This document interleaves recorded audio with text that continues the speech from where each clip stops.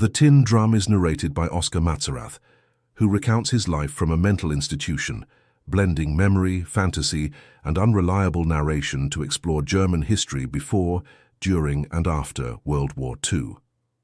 Oskar is born in Danzig in 1924 and, at the age of 3, deliberately decides to stop growing physically as a form of protest against the adult world's hypocrisy and corruption. From that point on, he remains child-sized but possesses a precocious intelligence and a piercing scream capable of shattering glass. Oskar receives a tin drum as a birthday gift, which becomes both his prized possession and a symbolic instrument through which he expresses defiance and preserves his identity.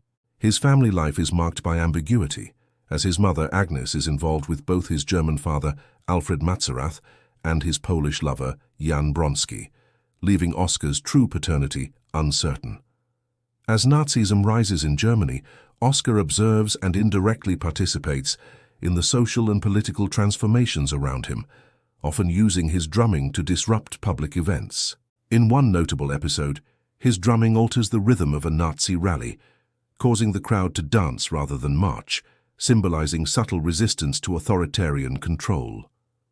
Agnes dies after a period of emotional distress and compulsive overeating, an event that deeply affects Oskar, while also reflecting the moral suffocation of the era. During the war, Jan Bronski is executed by the Germans, further entangling Oskar's personal life with the violence of history. Oskar continues to navigate the chaos of wartime Danzig, interacting with a range of eccentric and morally ambiguous characters. His relationship with Maria, who later marries Alfred, leads to the birth of a child, Kurt, whom Oskar ambiguously claims as his own. As the war ends and Soviet forces advance, Alfred dies after attempting to hide his Nazi party pin, marking the collapse of both his personal authority and the regime he supported. After the war, Oskar begins to grow again, symbolizing a reluctant re-entry into adulthood and historical responsibility.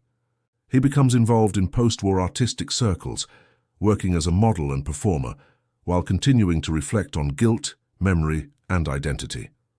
Oskar is eventually implicated in a murder he may or may not have committed, reinforcing the novel's ambiguity and his unreliable perspective.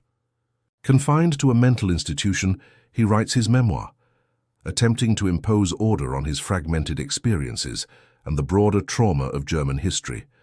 The novel ends without clear resolution, leaving readers uncertain about Oskar's guilt and sanity, while emphasizing the enduring complexity of memory, complicity, and the legacy of the past.